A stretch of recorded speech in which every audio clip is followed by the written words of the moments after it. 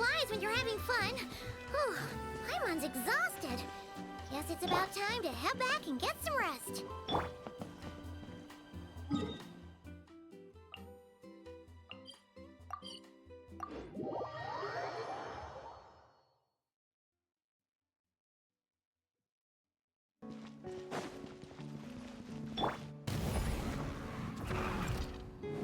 Full throttle!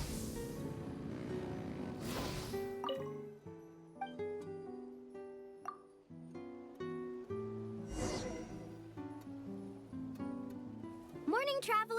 Morning, Paimon. Thought I'd come over and say hi, puffer, floaters, and all. Morning, Mualani. How are you so full of energy? Weren't you the one partying the hardest last night? That was last night. I got a good night's sleep, and now I'm good as new. Here, take this. It's your prize for completing the album. I picked yours up, too, to save you the trip. Wow! Thanks, Mualani. That was so nice. When it comes to helping people, a good guide always thinks one step ahead, right? Oh, and speaking of work, I guess our vacation's almost over, huh? Probably for the best. If I don't head back soon, I'm worried my little doggy won't even remember me. And after talking to the others, it seems like everyone is just about ready to get back. Some are missing their families. Others are going through dandelion wine withdrawal, I guess. Even Chaska seems to be feeling it. Not that she'd ever admit it, but I have noticed her gazing back towards the Flower Feather clan at night. But summer's not over yet, so I say, we squeeze a few more unforgettable moments into the time we've got left. Like another group photo. Hey, how about taking one right here? After all this time, Paimon's grown kind of attached to this place. Great idea! Why don't you spruce up this wall, and I'll go gather the others. See you over at the plaza!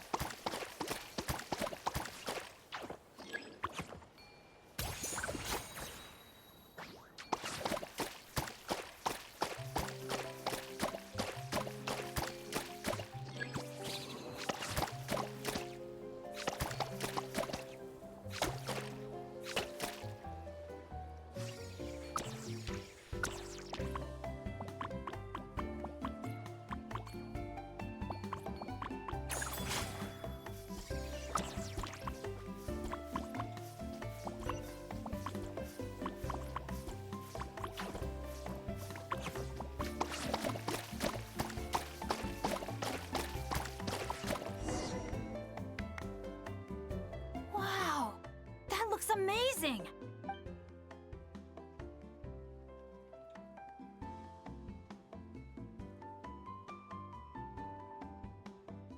Guys, over here! We're gonna take a picture together! Oh, not bad, not bad. You're all looking full of energy this morning. Not a trace of bedhead or dark circles in sight. Oh, you even look out for stuff like that? Well, what kind of guide would I be if I didn't pay attention to the details? Yeah, and what kind of bard would I be if I didn't appreciate a good drink? What's that got to do with anything? Somehow, though, I know exactly what he means. Do you really think that? Or are you just playing along to keep tone-deaf Bard happy, too? I see no harm in a bit of nonsense. Here, put on this Asha headband. It's a souvenir from the rest of us.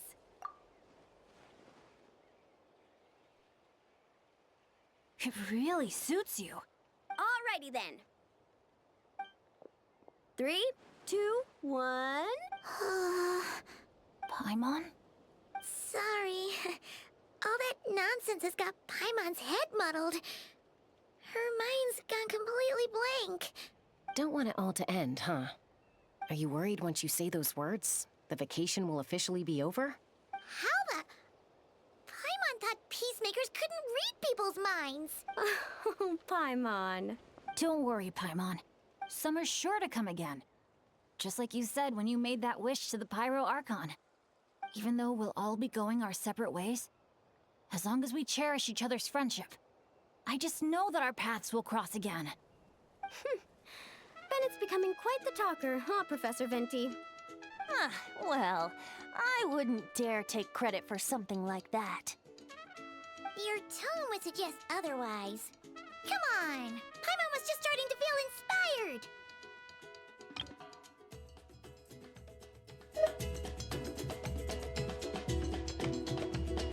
Why don't we just give it another try? Yeah, let's do it all together this time. Huh. What should we shout?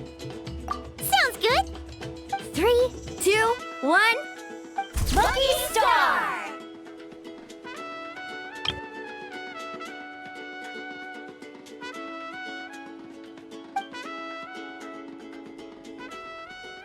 So, what are your plans for the future, Bennett? If you're having trouble deciding, you can always park it in the People of the Springs for a bit. Or however long you want, really. Thanks for the kind offer, Moalani. I actually went to see the Pyro Archon to tell her how grateful I am for everything she's done for me. She told me that the domain we entered was an abyssal simulation of the Mare Javari. It was extremely unstable, and now it's completely gone. Later, when we got on to talking about my future, she said I was more than welcome to stay here in Natlan, but also that she would respect my decision, whatever it turned out to be. And after thinking it over, long and hard, I've decided to return to Mondstadt. You miss your dads, don't you? That's definitely part of it. I promised to tell them everything that happened on this adventure, and I can't go back on my word. But also, when I said goodbye to my mom and dad, I promised them I'd become the most legendary adventurer in all of Teyvat someday. And no adventurer should stay in one place for too long. Bennett. What if your luck starts going downhill again the moment you leave Natlan? It's fine. The warmth and kindness I've experienced on this adventure is enough to get me through all the challenges that lie ahead. As I attempt to shape my own fate, I want to take that same kindness and pass it forward. That's something I've always believed in. Hear, hear! To our leader! To our leader, Bennett. Cheers!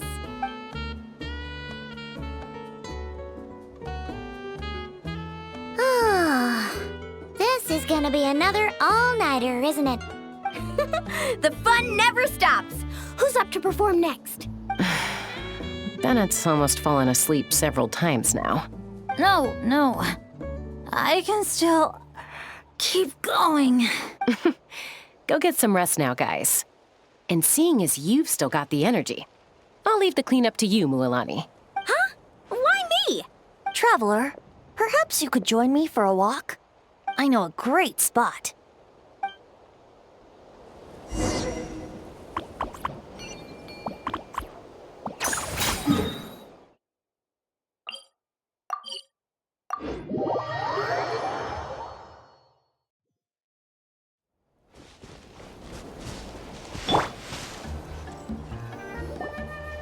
You might be tone-deaf, but you sure know how to sniff out a good view. Glad you like it. Some stories aren't meant for the birds. Only for the stars high in the sky. More like a story that begins with time itself. Long, long ago, time began to write the story of this world. To her, all living beings were equal, both in their value and in significance. Like an ancient scroll, she engraved upon her memory all people, all events, all encounters, and all farewells. Back then, as an animal spirit, I had a chance encounter with Time at the Thousand Winds Temple. Hearing my wishes, she entrusted me with fragments of her power and authority. Sounds like you've heard the story of Time in the Wind before. Charming, isn't it? Through the memories engraved in rituals, poems, ruins, and ancient texts, the same beings she considered so insignificant have met her, time and time again. So, this is the story you wanted to share? More like the prologue. The corruption of the Mare Javari is tied to time itself. To put it another way, it is a calamity present in every moment that will ever be. Unlike Time herself, I have always cherished many wishes in my heart. 500 years ago, to prevent the corruption of the Mare Javari from spreading beyond Tenochtitlan, I blew it off the timeline, turning it into the Windless Land. Oops, seems like I may have confused you. If you're asking about how the Mare Javari disappeared from Tenochtitlan 2 or 3 decades ago, there may be someone else better suited to tell that story. The Mare Javari has been the bearer of too many stories that weren't meant to be its own. I merely played a part in one of its chapters. And the choice I made 500 years ago came with a price. Some souls were unable to return to Mondstadt as a result, while others stayed to settle in this land, merging with the Monitu to become the Asha we see today. So the reason you're here in Tenochtitlan is because... Correct. I'm here to collaborate with the current Pyro Archon, Mawika. Correct again. The flame was our signal. Only by having Mawika open a rift between that space and the true Mare Javari could I sneak in and bring back all the souls who wish to return. As for my little trick of bringing back memories as well, it's not the first time I've pulled that off. Mawika also mentioned that you were planning to introduce us. Looks like I beat you to it, huh? I was glad to discover that she shares my love for fine wine and freedom. We got along great. Well, it really took it out of me for a few days.